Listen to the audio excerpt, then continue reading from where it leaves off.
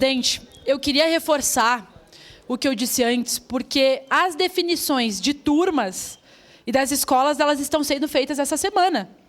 Nós precisamos suspender, vereador Edson. Eu proponho que a Comissão de Educação, mas, claro, com o apoio de todos os vereadores e vereadoras, mas que a comissão faça um ofício para a SMED solicitando a suspensão de todas essas decisões aqui. Porque senão... Para declarar. Ou suspende as escolhas de turma, porque senão nós estamos aqui falando para o vento. Enquanto nós estamos conversando aqui, eles estão decidindo as coisas lá. Não dá. Essas decisões têm que ser suspensas.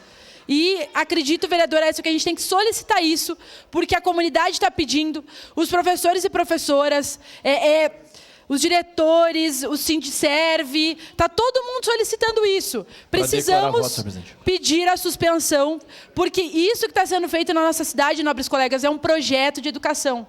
A gente não pode titubear. Isso é um projeto de educação. Infelizmente, um projeto de má qualidade. Nós queremos que a nossa cidade vá para onde? Eu quero que Caxias seja referência na educação. Eu quero que Caxias seja referência na saúde. Infelizmente, as decisões que nós estamos tomando não estão levando para isso. Mas nós, os 23 vereadores e vereadoras, não podemos tolerar isso. Não podemos aceitar isso. E se a comunidade está nos pedindo, nós temos que ouvir e fazer aquilo que a população está nos pedindo. Por isso, tem que ter sim a reunião pública, tem que ter a audiência pública, mas a SMED tem que prestar contas para a comunidade e suspender esses atos até que a gente possa conversar melhor e fazer de fato um planejamento e organizar para que a educação seja prioridade no nosso município e não o município se desresponsabilize com como está fazendo nos últimos dias. Obrigado, senhor presidente. Obrigado.